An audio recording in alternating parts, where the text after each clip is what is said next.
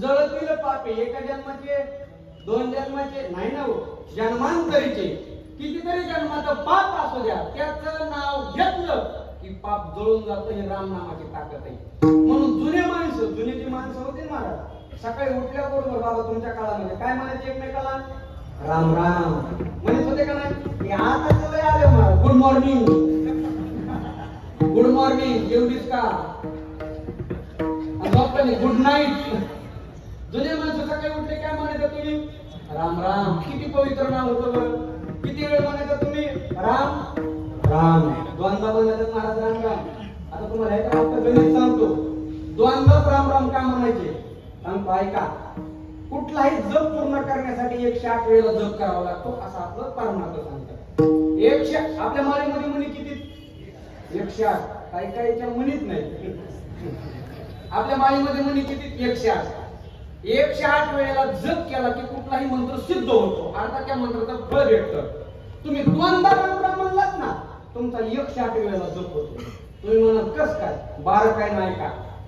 आपलं जे व्याकरण आहे मराठी व्याकरण आ इ ज्ञे मराठी व्यंजन आहेत ना त्याच्यामध्ये मार्फत आला राम हा शब्द 3 अक्षराने मिळून तयार आहे. 3 र आ म बरोबर आहे ना. राम म किती अक्षर आहे त्याच्यात 3 र आ म. अ पासून मार्फत जर गेलो तर र शब्द 25 नंबरला आहे. गणित लक्षात ठेवा बरं का. र शब्द 25 नंबरला आहे. आ शब्द 2 नंबरला आहे. आ 25 अधिक 2 किती झाले बोला ना 27. 25 अधिक 2 27. राम म हा शब्द स्वतंत्र 27 नंबरला आहे. 27 अधिक 27 किती झाले 54. पहिल्या राम अक्षराची बेरीज किती आली राम पहिल्या अक्षराची 54. राम राम दुसऱ्या राम अक्षराची 54. 54 अधिक 54 झाला का नाही पूर्ण जो 108. द्वंद्व राम राम म्हणला का महाराज.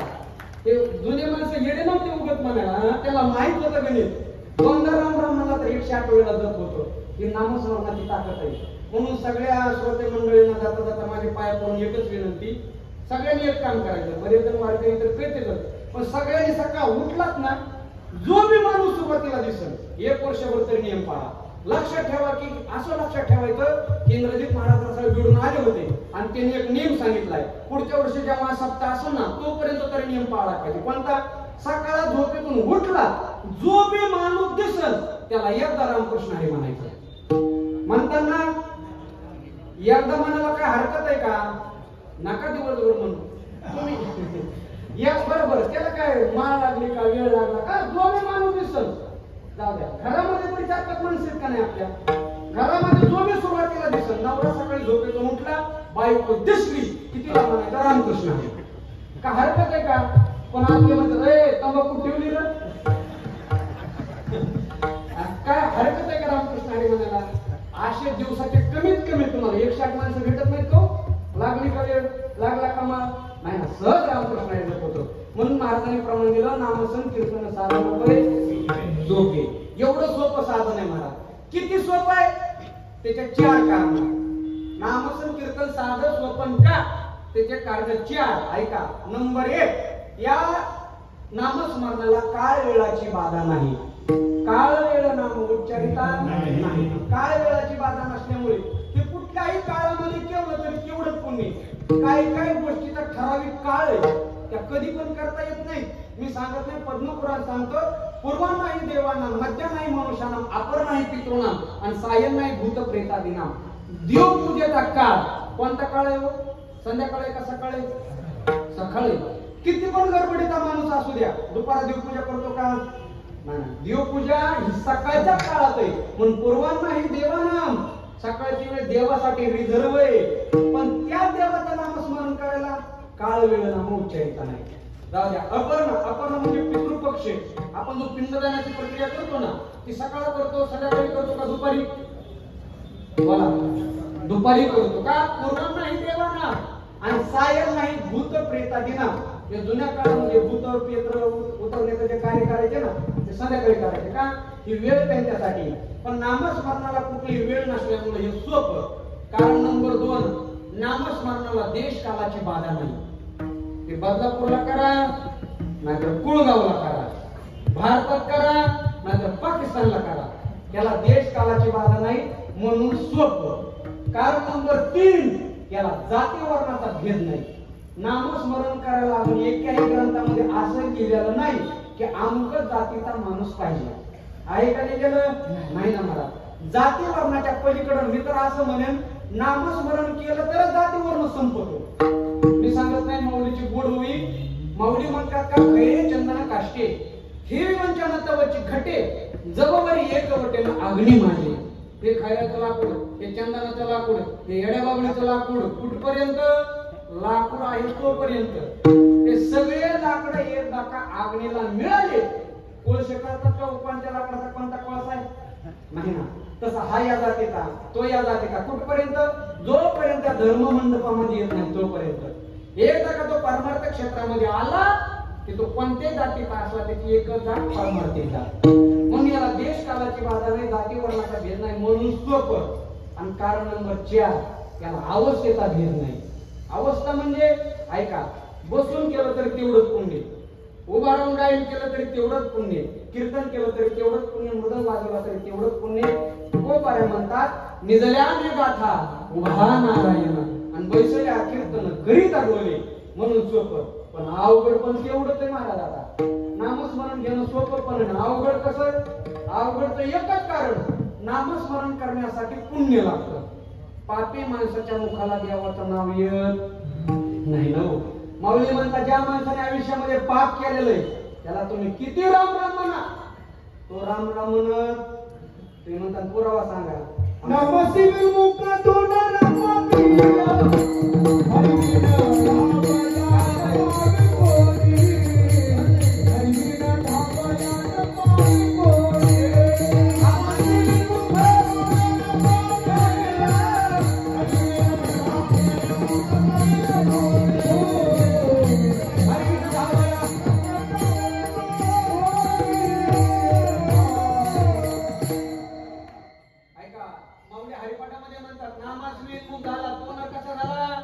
पापी. पापी का? त्याच्या मुखातून हरीचं नाव येत नाही ना. पापी माणसाला तुम्ही किती इकडे घेऊन येते इकडे येतच नाही. रामराम सुद्धा माहित नाही. आमच्या गावात एक म्हातारी होती बघा, मी लांब आलो म्हणून तिथं सांगायचं. माझी काही मती करते इकडे सांगायला. महाराज ते 80 वर्ष जीवन जगली. 80 वर्ष. 80 वर्षामध्ये एकदा सुद्धा राम राम म्हणली नाही. तुम्ही म्हणाल तिकडच्या म्हातारीचं कशाला सांगायला, इथं लय म्हातारीची अजून राम राम म्हणत नाही. पण आमच्या म्हातारीचं जरा विशेष होतं. काय विशेष होतं? तिला 2 पोरं, एकाचं नाव राम, एकाचं नाव श्याम. नाव राक्षसाचे का देवाचे? देवाचे. पण म्हातारी एवढी पापी, जर पोराच्या नावाने पोराला आवाज दिला तर देवाचं नाव मुखाला येईल म्हणून म्हातारीने त्यांचे 2 पापण नाव ठेवले. एकाला म्हणायची बाळ्या आणि एकाला म्हणायची पिंट्या. का? देवाचे नाव आहेत म्हणून. बरं त्याच्या पुढचं सांगतो, एक सुंदर मृदंग वाजवत आणि एक सुंदर गायक. ते दोघं जण माझ्याकडे आले. म्हणले महाराज काय पाप केले? म्हणले आम्ही काय कळत नाही. अहो आम्ही रात्रंदिवस परमार्थ करतो पण अजून म्हातारीच्या मुखाला राम राम आलं. काही करा पण एकदा म्हातारीच्या मुखाला राम राम आलं आमचा परमार्थ सफळ झाला. मी म्हणलं एक काम करा, आपल्या गावातल्या सत्यात पंगत घ्या. ते म्हणले पंक्तीचा ह्याचा काय संबंध? म्हणलं ऐका. काय काय माणसं अर्धच ऐकते तर जाऊन सांगते. माणसाने सगळं ऐकून घ्यावं. म्हणलं गावाच्या सत्यात पंगत घ्या. म्हणजे का? म्हणलं ऐकलं कर तुमचा मला मोठा वाडा आहे. म्हणजे हो वाड्यात पंगत ठेवायचं. जुन्या काळात वाडे असं की वाडे, वाड्यात घरात पंगत ठेवायची, दारात ठेवायची नाही. म्हणजे का? म्हणलं म्हातारी दारात बसलेली असते. सगळ्याला सांगितलं हे बघा ह्यांच्या घरी जेवायला जात आणि म्हातारीला राम राम घालायचा. आयडिया पडली का नाही? आता जर आम्ही म्हातारीला राम राम म्हणलं तर म्हातारी काय म्हणेल? राम राम. आयडिया पटली आणि लगेच सत्यात पंगत घेतली. सगळे जेवायला निघाले. ते सगळे तुम्ही सगळे होते बरं का? एकट्या वेळी माझ्यावर, कारण म्हातारी तेवढी आवड होती. आणि मग सगळ्यांनी पुढे घातलं म्हणजे तुमच्यामुळे पंगत देते चला पुढे. मी सगळ्यात पुढे. म्हातारी दारात बसलेली. पंगत होती. मी म्हणलं आजी वा वा आजी काय पोरं, एक पप्पा जर येतोय एक गायन करतोय, सप्त्याची पंगत घेतली. आजी जे हरी, आजी राम राम. म्हातारी म्हणायची वेलकम वेलकम वेलकम वेलकम. ती काय राम राम म्हणली. कसे बसे जेवण केले, आमच्या आईला रिपोर्ट झाली मराठीत. कसे बसे जेवण केले. आता बाहेर निघायचं होतं. सगळ्याला सांगितलं बाबा हो, येताना एकदा राम राम म्हणला, तसं जाताना एकदा म्हणला. म्हणली तर म्हणली राम राम. लय गुलाबजामुन खाल्ले, म्हणलं 2-2 3-3 होत्या. एकदा घाला राम राम. सगळ्यांचे जेवण झाले. म्हातारी दारात काठी घेऊन बसलेला. म्हणलं आजी वा वा आजी काय पोराडी पंगत केली, काय धार्मिक पोर आहेत. एकाचं नाव राम आहे, एकाचं नाव श्याम आहे. किती सुंदर पोर आहेत. आजी येतो बरं का. आजी जे हरी, आजी राम राम. म्हातारी म्हणायची tata bye bye, tata bye bye. महाराज ती म्हातारी मिली, पण राम राम म्हणली नाही. तिच्या वर्ष श्राद्धाचं कीर्तन वैभव महाराज माझ्याकडं.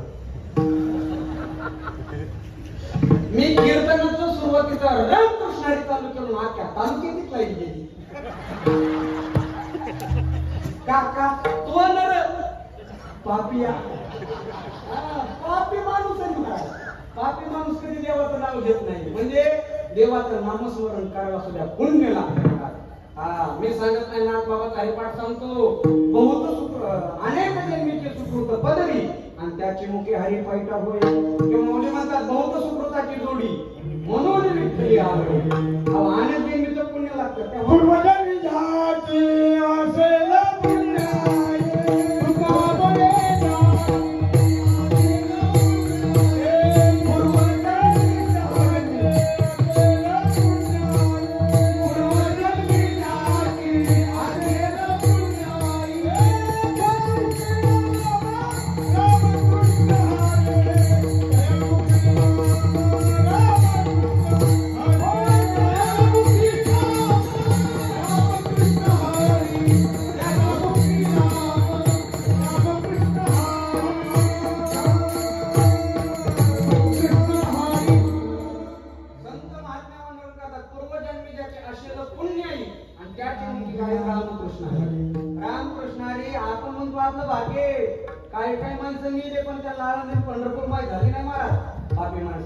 पुण्य लागतं नामस्मरण करायला.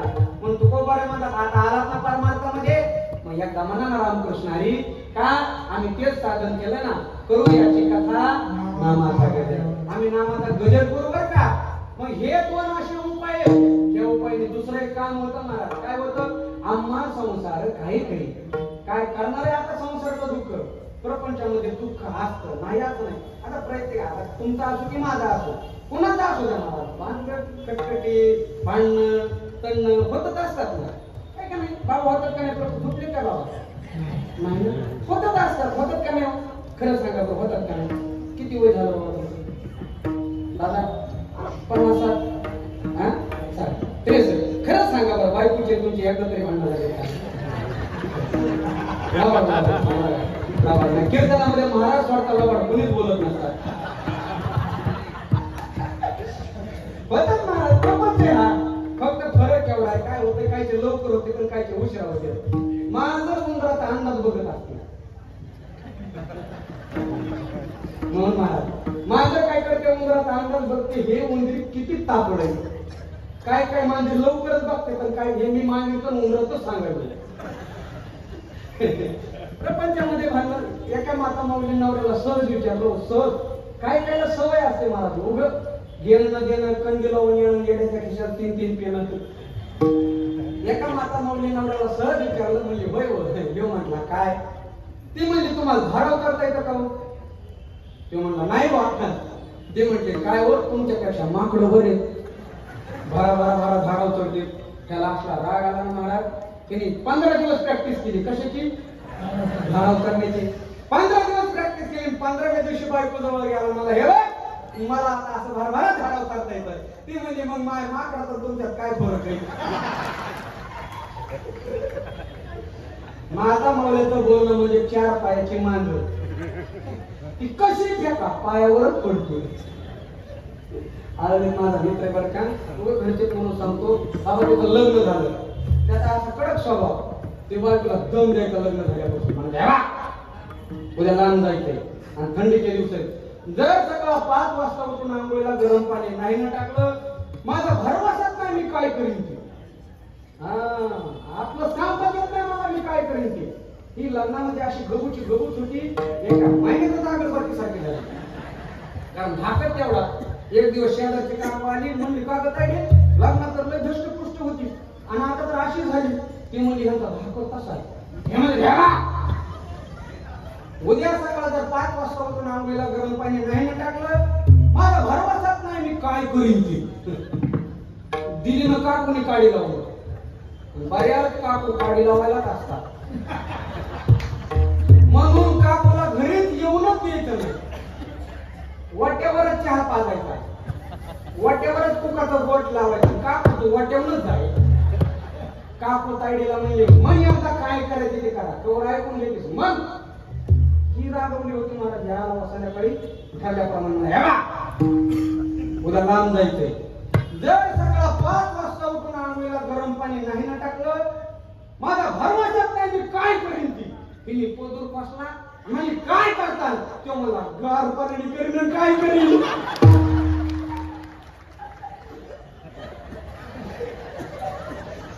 त्याच्यापेक्षा काय करू शकतो. त्याचे बरेच माणसं गार पाणी करते, पण मला नाव माहित नाही. आले मला त्याचे बरेच करते, फक्त ह्याचा फरक एवढा आहे, अरेंज मॅरेज केलेले घरी करते, लव्ह मॅरेज केलेले उल्हास नदीला जाते. प्रपंच आहे, प्रपंच दादा. प्रपंचामध्ये दुःख कष्ट असतात म्हणून सोडून द्यायचं का नाही ना. माऊलीने सांगितलं सुखे करावा संसार, आनंदाने करा, सुखाने करा, पण सुखाने होईल कसा म्हणून तरी साधन नाही. त्याची कथा आणि त्याचं नामस्मरण. पण ऐका बरं का, कुठलाही डॉक्टर असला रोग जाण्यासाठी औषध देतो. औषध देतो डॉक्टर. आपण डॉक्टरकडे गेलो, डॉक्टर साहेब मला हे झालंय म्हणून डॉक्टरला खरं खरं सांगावं बरं का. डॉक्टर साहेब मला हे झालंय, मग डॉक्टर म्हणतो एक काम करा, त्या गोळ्या गोळ्या ह्या 2 गोळ्या सकाळी, ह्या 2 गोळ्या संध्याकाळी. पण ऐका, ह्या गोळ्याचा रिझल्ट तुम्हाला तेव्हाच लागल जेव्हा तुम्ही पथ्य पाळता. पथ्य जर पाळले नाही, गोळ्या खाऊन का उपयोग का नाही. तुकोबाराने तुझ्या 2 गोळ्या दिल्या. पहिली गोळी दिली कथेची आणि दुसरी गोळी दिली नामस्मरणाची. पण याच्यावर पथ्य अभंगाच्या दुसऱ्याच्या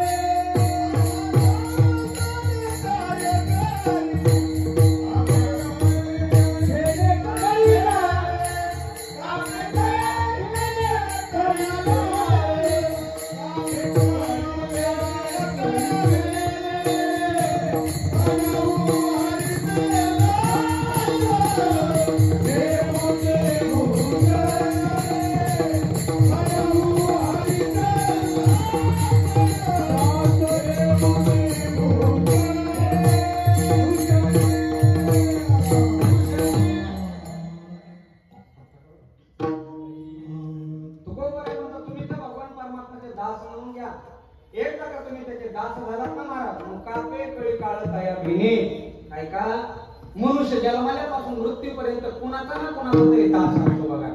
बरोबर आहे की नाही? माणसाला नोकर व्हावं वाटतं का मालक व्हावं वाटतं सांगा बरं. वा, आता जर तुम्हाला कोणी सांगितलं सांगा तुम्हाला नोकर व्हायचं का मालक, तुम्ही काय म्हणता? मालक व्हायचंय. पण नोकर होण्यामध्ये सुद्धा फार मोठी ताकद आहे. फक्त कळलं पाहिजे नोकर कुणाचा व्हावा. अहो नोकरासारखी शक्ती तर कशात नाही, फक्त आपण नोकर कुणाचा झालो हे कळलं पाहिजे ना. तो कोण आहे म्हणतात आम्ही त्याचे दास झालो हरीचे, म्हणून मनव हरीचे दास. आणि खरं सांग का भगवान परमात्माला जेवढे दास आवडतात ना तेवढं कुणीच आवडत नाही हो. म्हणून दासाची सेवा केली, संतांची सेवा केली की देव खुश होतो बरं का. मी सांगत नाही, तुकोबाराने गाथामध्ये पुरावा दिला. ऐका, एखादी गरोदर माता आहे, गरोदर माता पोटामध्ये बाळ वाढत आहे, 9वा महिना चालू आहे, 4-5 महिला आल्या आणि तिला सांगितलं हे बघ आमच्या घरी सवासणी ठेवतात का इकडे? तुम्हाला आवाज येतो का माझा? तुम्ही बोलत नाही का? बोलत नसेल तरी असं करीत जा, फक्त असं करू नका की असं म्हणजे कळालं ना, असं म्हणजे डुकली. ऐका, सवासणी ठेवतात ना. एखाद्या गरोदर माता माऊलीला तुम्ही सवासणी म्हणून बोलवलं, तिच्या पोटातल्या बाळाला बोलवायची गरज आहे का? त्याला वेगळं निमंत्रण द्यायची गरज आहे का? नाही. एखादी गरोदर माता माऊली जेवली, बाळाला जीव घालायची गरज आहे का? नाही ना. तुकोबाराय म्हणतात मायावनी धावल्या धाये आणि गर्भ अवंतीने पाहिजे. अहो गर्भ तृप्त झाला ना, तसं संतांची सेवा केली की देव आपोआप तृप्त होतो. मी सांगत नाही, माऊली म्हणतात पाहे बा प्रेमळाची वार्ता जे अनुवादिती पण दुसता आणि ते मानू परम देवता आपुले आम्ही. ते संतांचा आदर करतात, साधू संतांची सेवा करतात. भगवान परमात्मा म्हणतात तो माझ्यासाठी आदरातिथ्य आहे. म्हणून सत्यामध्ये आल्याच्या नंतर जेवढी सत्ता तुम्ही येता कीर्तन प्रेमाने ऐकतात ना, तेवढीच घरी गेल्यावर सासू सासऱ्याची सेवा करायचा, देव नक्की खुश होईल महाराज. नाहीतर 8 दिवस सत्ता केला आणि 8 दिवस सासू सासरे घरी उपाशी मारले, असं होऊ नये. किंवा तो माऊली म्हणतात तिन्ही प्राणा परवते आवडते मन निवृत्ती आणि जे भक्त केलीत राहते शिवशक्ती.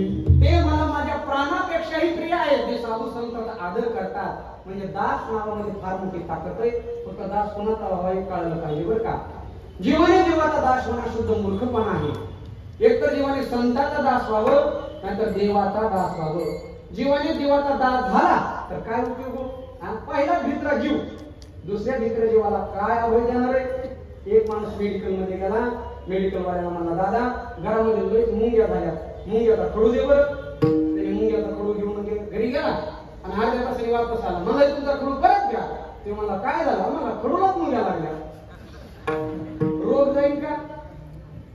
नाही ना. पहिला भित्रा जीव दुसऱ्या भित्रा जीवाला काय अभय देणार आहे? तुकोबाराय म्हणतात पावसाळ्याच्या दिवसामध्ये एक पाहुणा गावामध्ये मुक्कामाला आला. खेड्यातला वृत्तांत आहे, खेड्यातला. गावामध्ये पाहुणा मुक्कामाला आला. रात्रभर धो धो धो पाऊस पडला. सकाळी पाहुण्याला या गावावरून त्या गावाकडे जायचं होतं. दोन्ही गावाच्या मधात नदी वाहत होती. जुना काळ होता, नदीला पूल नव्हता, पाहुण्याला पावता येत नव्हतं. जायचं कसं? मोठी पंचायत. पाहुण्याने घर मालकाला विनंती केली, मालक मला पलीकडे नेऊन सोडता का? घर मालक म्हणजे माझ्या कमरेला धरा, मी पलीकडे नेऊन सोडतो. त्या पाहुण्याने घर मालकाच्या कमरेला धरलं. नदीमध्ये पाहुण्याला घेऊन घर मालक उतरला. मधोमध नदीच्या आल्यानंतर पाहुण्याने सहज विचारलं, मालक तुम्हाला पाहता येतं का? मालक म्हणजे मला पण पाहता येत नाही. त्याला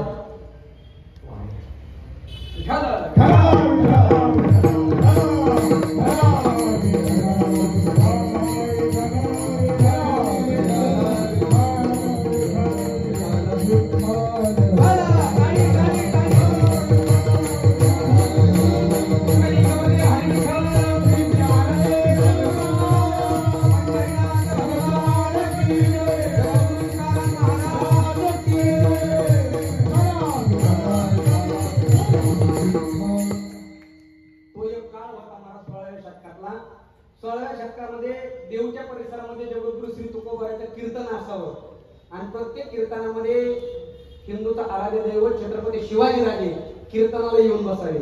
मला तो दिवस आज आठवला बरं का. वारकरी संप्रदायाचं कीर्तन आहे आणि कीर्तनामध्ये आज राजकीय क्षेत्री आपले असणारे लोकप्रिय आमदार श्री किसन कोतुरे साहेब माझ्या कीर्तनाला आवर्जून उपस्थित आहे. एकदा जोरदार टाळ्या वाजवा. तो दिवस परत आठवला. असे मी सुरुवातीला बोलून गेलो, असे क्वचितच माणसं असतात ज्यांना राजकीय क्षेत्राबरोबर आध्यात्मिक क्षेत्राची आवड आहे. म्हणून मी मागाशी बोलून गेलो, मनुष्याना सहस्त्रेषु कश्चित् वेतते सिद्धये एतदानपि सिद्धानां कश्चिन्मां वेत्ति तत्त्वतः. हा जरा तुम्ही एखादा माणूसच असतो जो दोन्ही कार्याबरोबर धार्मिक कार्य सांभाळतो बरं का. मी एकच म्हणेल, आशे संतती जन्माल्याच्या नंतर हा आनंद समाजाला होतो हे खूप कमी. तुकोबारे म्हणतात तयाता हर्ष वाटे देवा, देवाला सुद्धा आनंद होतो. असे माणसं घडवल्याच्या नंतर खरंच तुमचे कोटी कोटी धन्यवाद द्यावे तेवढे कमी आहेत. 22 वर्षाची आपली परंपरा आहे आणि प्रत्येक कीर्तनाला महाराज वेळात वेळ काढून आपण उपस्थित आहात. तुम्हाला कोटी कोटी धन्यवाद देतो महाराज. आणि खरं सांगू का, मी स्तुती करत नाही पण वस्तुस्थिती सांगतो. या मी जिथपर्यंत आलता अभंग सोडव मध्ये या निर्णयाने हे सुद्धा हरीचे दास आहे. बरोबर आहे का? हरीचे दास आहे महाराज. मी सुरुवातीला बोलून गेलो, दास कोणाचा व्हावं हे माणसाला कळालं तर पाहिजे ना. आपण कोणाचे नेमके दास आहोत? आणि आजचे आमदार साहेब हरीचे दास आहे. काय कमी हरीच्या दासाला? हा काहीच कमी नाही ना. दास कोणाचं झालं हे कळलं पाहिजे ना. तुकोबाराय म्हणतात मद दास करे त्यांचा आणि संत दासाच्याही दासाचा. आम्हाला संतांची सेवा घडावी असं काहीतरी करा. म्हणून तुकोबाराय म्हणतात मनव हरीचे दास लिहून भूषेणे. मनव हरीचे दास. दास या शब्दाचे दोन अर्थ निघतात. दास म्हणजे निष्ठा आणि दास म्हणजे विश्वास. ज्या ठिकाणी निष्ठा असते त्याला एक दास म्हणतात, ज्या ठिकाणी विश्वास असतो त्याला एक दास म्हणतात. मरेपर्यंत जो निष्ठा ढळू देत नाही त्याला सुद्धा दास म्हणलेलं ना. काही काही एवढे निष्ठावान माणसं महाराजा जगामध्ये. स्वामी विवेकानंद म्हणायचे आपला देश टिकावा, धर्म टिकावं, संस्कृती टिकावी असं वाटत असत तर 4 गोष्टी टिकणं सध्या काळाची गरज आहे. खानपान, देश संबंध, देशभाषा, देशभूषा या 4 गोष्टी टिकल्या तर देश, धर्म, संस्कृती टिकत असते. पण या 4ही गोष्टी टिकण्यासाठी अगोदर निष्ठा टिकावी लागत असते. निष्ठेला फार महत्व आहे. किती महत्व आहे का? आपल्याकडे संस्कृतीची एक निष्ठा सांगितली, आपल्याकडे देशाची एक निष्ठा सांगितली, आपल्याकडे धर्माची एक निष्ठा सांगितली. मला वाटतं 1891 इसवी सन 1891 चा काळ आहे. कारण 1902 ला स्वामी विवेकानंदांचं निधन झालं. 1891 ला अमेरिकेमध्ये या जगातली सगळ्यात मोठी शिकागो परिषद भरली होती, धर्म शिकागो परिषद. प्रत्येक देशातला एक एक तरुण आला होता आणि आपल्या भारत देशातून स्वामी विवेकानंद यांची निवड झाली. महाराज सुंदर भगवद्गीतेचं महत्व त्या ठिकाणी पटवून देण्यासाठी निघालेले आहेत. प्रत्येकाचं व्याख्यान चालू होतं. जो तो आपल्या धर्माचा, देशाचा, संस्कृतीचं महत्व त्या ठिकाणी सांगत होता. एकाचं व्याख्यान चालू होतं.